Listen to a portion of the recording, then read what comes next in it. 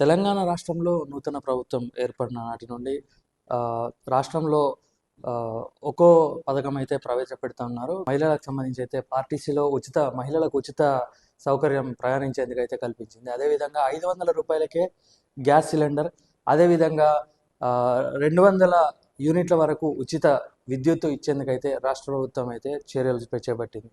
అయితే ఇదే విషయంపై మనతో పాటు మాట్లాడేందుకు కరీంనగర్ సూపరింటెండెంట్ ఇంజనీర్ ఉన్నారు. సార్ చెప్పండి, మార్చి 1వ తేదీ నుండి 200 యూనిట్ల వరకు అయితే ఉచిత విద్యుత్ ఇచ్చేందుకైతే రాష్ట్ర ప్రభుత్వం చర్యలు చేపట్టింది. అయితే ఇదే విషయంపై రాష్ట్రంలో ఉన్నటువంటి ప్రజలకైతే ఎన్నో డౌట్స్ అయితే ఉన్నాయి. దానిపై కొన్ని డౌట్స్ మీరు క్లారిఫై చేయాల్సి ఉంటుంది. అసలు ఈ 200 యూనిట్ల యొక్క ఎట్లా ఉంటుంది అసలు? ఇది గతంలోనే ప్రభుత్వం ప్రకటించింది. ఏదైతే ఈ స్కీమ్ గ్యారంటీల స్కీమ్ గురించి ప్రజాపాలనలో దరఖాస్తు ఇచ్చిన వాళ్లకు ఈ స్కీమ్ వర్తిస్తుందని చెప్పి ప్రభుత్వం ప్రకటించింది. ప్రజాపాలనలో దరఖాస్తు తీసుకున్న వాళ్ళ యొక్క Aadhaar card, white ration card, తర్వాత సర్వీస్ నెంబర్, ఏదైతే గృహజ్యోతికి సంబంధించిన వాళ్ళ ఇంటి నెంబరు, యుఎస్సి నెంబరు తీసుకున్న వాళ్ళు అప్లై చేసిన వాళ్ళందరినీ కూడా గవర్నమెంట్ డాటా కలెక్ట్ చేసి అది వాళ్ళకు వర్తింపజేస్తామని ప్రకటించడం జరుగుతుంది. అలాగే ఎవరైనా అర్హులుండి వాళ్ళు ప్రజాపాలనలో అప్లై చేసుకోకపోతే ఇప్పుడు కూడా అప్లై చేసుకోవడానికి కూడా అవకాశం ఇచ్చింది.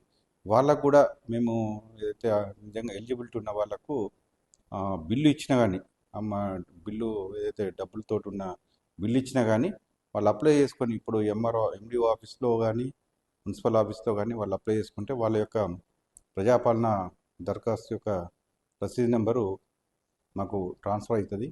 అలాగే మేము ఇమ్మీడియట్గా దాన్ని వాళ్ళకు మళ్ళీ జీరో బిల్లు రీఇష్యూ చేయడం జరుగుతుంది.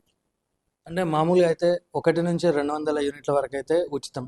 మరి 200 నుంచి వెళ్ళి వచ్చే యూనిట్స్ అంటే ఎట్లాంటి ఛార్జెస్ ఉంటాయి సార్? ఇప్పుడు ఈ బిల్ అనేది నెల వారీగా తీస్తారు. ఆ నెలలో 200 యూనిట్ లోపు ఉన్న వాళ్లకు ఈ పథకం వర్తిస్తుంది. ఒకవేళ 200 దాటితే మాత్రం వాళ్ళు ఆ నెల బిల్లు కట్టుకోవాల్సి వస్తుంది.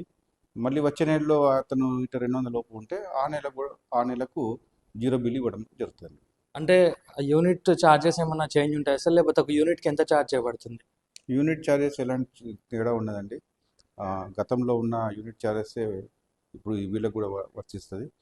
వీళ్ళకందరికీ ఏదైతే జీరో బిల్స్ ఇష్యూ చేసిన వాళ్ళందరికీ కూడా మేము ప్రతి నెల 20వ తారీఖు నాడు గవర్నమెంట్కు ఎంతమందికి ఇవ్వడం జరిగింది, వాళ్ళ యొక్క అమౌంట్ ఎంత అనేది కూడా సబ్సిడీ ఏదైతే క్లెయిమ్ చేసుకోవడానికి నివేదించడం జరుగుతుంది. అంటే ఒక్క ఇంట్లో సుమారుగా అయితే, అంటే ప్రభుత్వ ఉద్యోగులు కాకుండా మినహాయింపు, కొంతమంది సొంత ఇల్లు ఉన్న వారికి ఒకటే ఇంట్లో సుమారుగా ఒక 5-6 పోర్షన్లు ఉంటాయి. దానిలో ఉండే వారందరికీ కూడా వర్తిస్తుంది సార్ ఇది వాళ్ళ ఇంట్లో రెంట్కున్న వాళ్ళకు కూడా ఇది వర్తిస్తే వాళ్ళకు కూడా వైట్ రేషన్ కార్డు, తర్వాత ఆధార్ కార్డు ఉంటే వాళ్ళకు కూడా వర్తిస్తుంది. ఒకవేళ వాళ్ళు ఇప్పుడు రెంట్కున్న వాళ్ళు నెక్స్ట్ వేరే ఇంటికి మారితే ఇక్కడి క్యాన్సిల్ చేసి మళ్ళీ అక్కడ రెంట్కున్న సర్వీస్ నెంబర్ కూడా మార్పిడి చేయడం జరుగుతుంది. ఓకే సార్, ఇంకా మొత్తానికైతే ఇప్పుడు ఈ 200 యూనిట్ల ఉచిత కరెంటుకి సంబంధించి అయితే ప్రక్రియ స్టార్ట్ అయింది. అయితే దీంట్లో భాగంగా ఈ ఎవరైతే కరెంట్ బిల్లు చేసేటువంటి ప్రైవేటు కాంట్రాక్ట్ ఉద్యోగులు ఉంటారో వాళ్ళ పట్ల ఎట్లా ఉండబోతుంది అసలు? ఇప్పుడు దీని మీద పూర్తిగా అంటే ఏదైతే గవర్నమెంట్ యొక్క ఇచ్చిన ఆదేశాలను పూర్తిగా మా సిబ్బందికి అందరికి కూడా అవగాహన సదస్సులు పెడుతున్నాము, వాళ్ళకు కూడా తెలియజేస్తున్నాము. అంటే కన్జ్యూమర్స్ యొక్క వాళ్ళు ఎలిజిబిలిటీ ఉన్న వాళ్ళకు కూడా వెళ్ళి మళ్ళీ అప్లై చేసుకోమని చెప్పి కూడా అవగాహన చేయడానికి మళ్ళీ ఇంటింటి తిరుగుతాం బిల్లు ఇచ్చేటప్పుడు.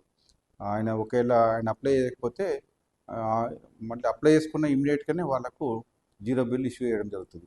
అంటే సిబ్బందికి కూడా అంటే కన్జ్యూమర్స్ యొక్క అవగాహన చేయడానికి కూడా మేము మా సిబ్బందికి శిక్షణా తరగతులు కూడా పెట్టడం జరిగింది. అందరూ కూడా సంసిద్ధత ఉన్నారు. ఎలాంటి అంటే ఇబ్బంది లేకుండా ఎవరికి ఇబ్బంది ఉన్నా అని ఇమ్మీడియట్గా మా ఎంబడి డిపార్ట్మెంట్ సిబ్బంది కూడా, ప్రైవేట్ సిబ్బందితో పాటు మా డిపార్ట్మెంట్ సిబ్బంది కూడా వెళ్తారు. ఒక్కొక్క బిల్లు కొట్టేటప్పుడు 2 లేదా 3 కూడా పంపించే ఏర్పాటు చేస్తున్నాం. ఎందుకంటే కన్జ్యూమర్స్కు ఎలాంటి ఇబ్బంది జరగకుండానే మేము చర్యలు తీసుకోవడం జరుగుతుంది.